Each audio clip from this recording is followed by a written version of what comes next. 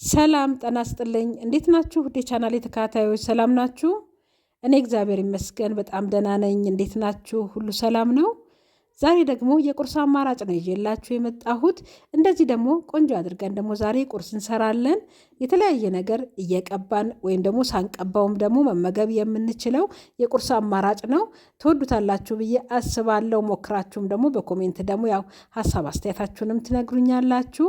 ለመጀመሪያ ጊዜ ዛሬ ወደ እኔ ቻናል ደግሞ የመጣችሁ እንኳን ሰላም መጣችሁ እያልኩኝ ቻናሌን ሰብስክራይብ ካላረጋችሁ በማድረግ ደግሞ ቤተሰብ እንሁን። አዳዲስ ስራዎች ስሰራ ወደ እናንተ እንዲደርስ ማለት ነው። በጣም የሚጣፍጥ ቀለል ያለ ቁርስ አብረን አሁን እንሰራለን። እዚህ ጋር 3 እንቁላል ነው ይዤ የመጣሁት። እንደዚህ የማቦካበት እቃ ላይ 3 እንቁላል አድርገን እንመታዋለን። እዚህ ጋር እናንተ በዛ ማድረግ ከፈለጋችሁ እንቁላሉን በዛ ማድረግ ትችላላችሁ። እኔ ግን 3 እንቁላል አድርጌ ነው የምጠቀመው። ከዛ እንደዚህ ከመታወት በኋላ እዚህ ጋር ወተት ነው የጨመርኩት። 1 የሻይ ሲኒ የሚያክል ከጨመራችሁበት ለ3 እንቁላል በቂ ነው። ከዛ 1 የሻይ ማንኪያ በትንሿ ማለት ነው ጨው ጨምሬያለሁ። እዚህ ጋር ደግሞ የፓውደሩን ቫኒላን የጨመርኩበት።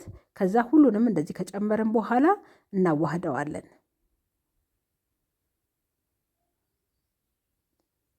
እዚህ ጋር በትንሿ የሻይ ማንኪያ 2 ስኳር ጨምሬያለሁ። ያው ሰበር እንዲያደርገው ነው እንጂ ብዙ እንዲሰማ ስላልፈለግኩ ስኳሩን አነስ ነው ያደረግኩት። ከዛ ቅቤ እዚህ ጋር ደግሞ የገበታ ቅቤ አቅልጬ ጨመርኩበት። 1 የሾርባ ማንኪያ የገበታ ቅቤ ብጨምሩበት በቂው ነው። ከዛ እዚህ ጋር ሩብ ኪሎ ዱቄት ነው 250 ኤምኤል ነው የጨመርኩበት ግራም ማለት ነው። ዱቄቱን የጨመርኩበት እናንተ በዛ አርጋችሁ እንቁላሉን እያበዛችሁ ዱቄቱን እያበዛችሁ በዛ አርጋችሁ መስራት ትችላላችሁ። ከዛ እዚህ ጋር የአነስ ያለ እቃ መጣሁኝና እሱ ላይ እንደዚህ እንቀንሳለን። አነስ ያደረግነው ላይ ካካኦ ፓውደር አድርገን ብራውን እናደርገዋለን። ሌላውን ደግሞ ምንም ነገር አንጨምርበትም።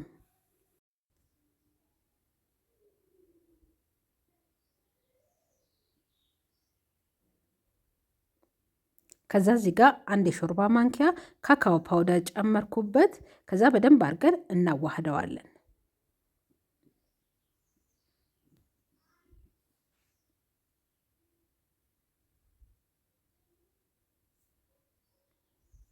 ከዛ በእንደዚች አይነት እቃ ያላችሁን እቃም እንደዚህ የሚያስጠቅም እቃ ካላችሁ እኔ በሃይላንድ በትንሿ ሃይላንድ አድርጌ ወደ ውስጥ እንዲያስገባልኝ የወንፊት ያለችና የእሷን ጫፍ ነው ያረኩት እንዲያመቸኝ ብዬ ነው።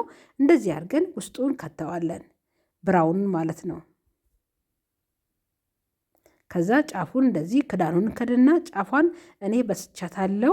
እንደዚህ አድርጋችሁ መጠቀም ትችላላችሁ። ወይም ደግሞ ራሱ ደግሞ እንደዚህ የሚያስጠቀሙ ደግሞ እንትኖች አሉ። እነሱ ካሏችሁ ራሱ ለዚህ ተብሎ የተሰሩ ነገሮች የዘይት መቀነሻዎች ማለት ነው። እነሱ ካሏችሁ በእነሱ መስራትም ይቻላል። አሁን የመጀመሪያውን ብራውኑ እንደዚህ አድርጌ አደረግኩት። ከዛ ከላይ ነጩን እንደዚህ በጭልፋ እየቀነስን ከላይ እንደዚህ እያሽከረከርን ቆንጆ አድርገን እንጋግረዋለን ማለት ነው። በጣም ቀላል ቁርስ ነው። ሲበላ ግን በጣም ነው የሚጣፍጠው። የተለያየ ነገር ቸኮላት እየቀባን የተለያዩ ጃሞች እየቀባን መመገብ እንችላለን። እንዲሁም ደግሞ ብቻውንም ደግሞ ጠቅልለን ደግሞ መመገብ እንችላለን።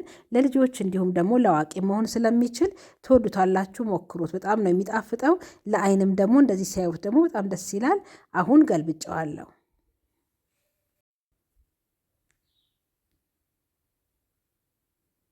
ይሄው አሁን ስለበሰለ የመጀመሪያውን አውጥቼዋለሁ። የሚቀጥለውንም ደግሞ እንደዛው እያደረግን በተመሳሳይ እንጋግረዋለን።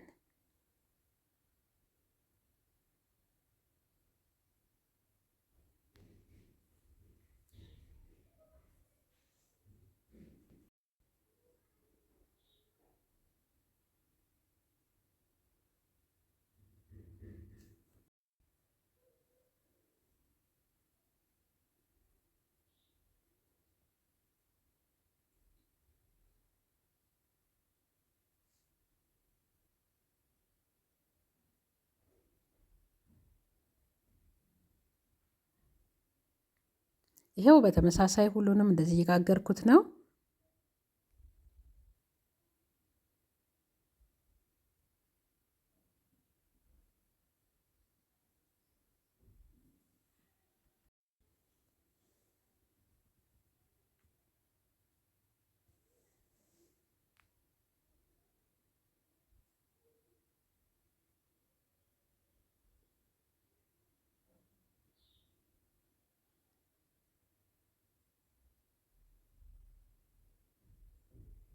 ከላይ ያለውን ነጣ ያለውን ሊጥ ቀጠን አድርጉት በደንብ እንዲሄድላችሁ ማለት ነው። ወፈር ካለ አይሄድም እና ሁሉንም ላያዳርስላችሁ ይችላል። በኋላ ደግሞ ስታጥፉት ቁርጥ ቁርጥ ይልባችኋል፣ ስጠቀለሉትም ማለት ነው። እንደዚህም ደግሞ ማድረግ መቀየር እንችላለን። እንደዚህ ዚግዛግ እያደረግንም ማድረግ እንችላለን። የተለያየ አይነት ዲዛይን እዚህ ጋር በብራውኑ እያደረግን ከዛ ከላይ ነጩን እያደረግን ማድረግ እንችላለን። ለዛ ነው ሁለተኛውን ደግሞ እንደዚህ ሶስተኛው እንደዚህ ያደረግኩት።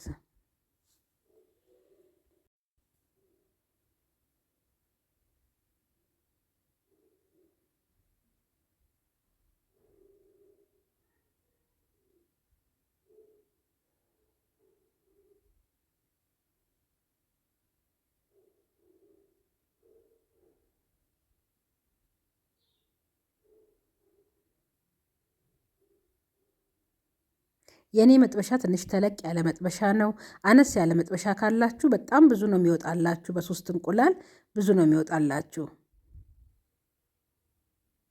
ዱቄቱንም ትንሽ ጨመርም ማድረግ ትችላላችሁ። 300 ግራምም አድርጋችሁ መጠቀም ትችላላችሁ። በዛም ሲል ደግሞ ያ ውጤቱም በኋላ ላይ በዛ ያለ ቂጣ እንዲወጣላችሁ።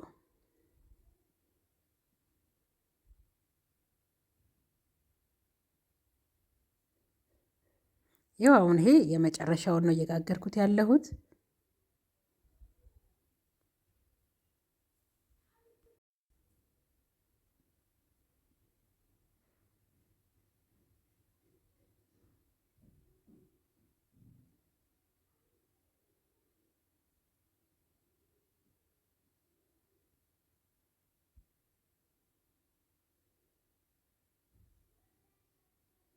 አሁን መጨረሻ ላይ የቀረኝ ከነጩ ትንሽ ስለነበረ ነጯ በጣም ትንሽ ስለሆነች እንዲሁ በጭልፋው ዝም ብዬ እንደዚህ ያደረግኩትና ከዛ ብራውኑ ብዙ ስለቀረኝ ከላይ እሱን እናደርገዋለን። ያው ሊጣችንን ላለመድፋት ማለት ነው።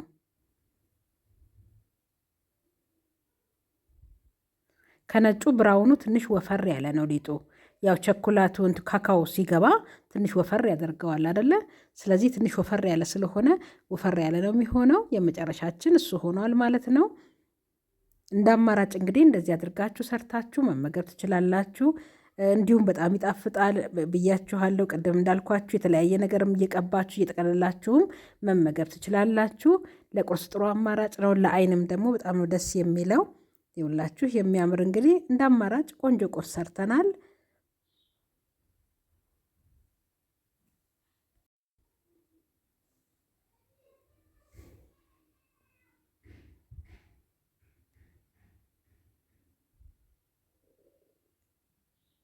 እኔ ተለቅ ተለቅ ያለ ቂጣ ነው የጋገርኩት እና ይሄ አሁን ለ5 ሰው ያገለግላል እንደማለት ነው እና ብዙ ነው። አንዱ ራሱ በደንብ ነው የሚያጠግበው። የተለያየ ነገር ቀብተን እንደዚህ ብንመገበው እንችላለን። እንግዲህ እስካሁን ከኔ ጋር ስለነበራችሁ እጅግ አድርጌ ከልቤ ነው የማመሰግነው። ሁል ጊዜ ስለምታበረታቱኝም እግዚአብሔር ይስጥልኝ። እንግዲህ ቀለል ያለ ቁርስ ነው እንግዲህ ዛሬ ይዤላችሁ የመጣሁት። በሚቀጥለው ደግሞ በሌላ ስራ ደግሞ እንገናኛለን። ስራዬ ከተመቻችሁ ደግሞ ላይክ አድርጋችሁ ደግሞ ስራ የሰዎች ዘንድ እንዲደርስ አድርጉልኝ። ሰሞኑን እንግዲህ ጠፍቻለሁ። በሚቀጥለው በሌላ ስራ እመጣለሁ። ሰላም ሁኑልኝ። ቻው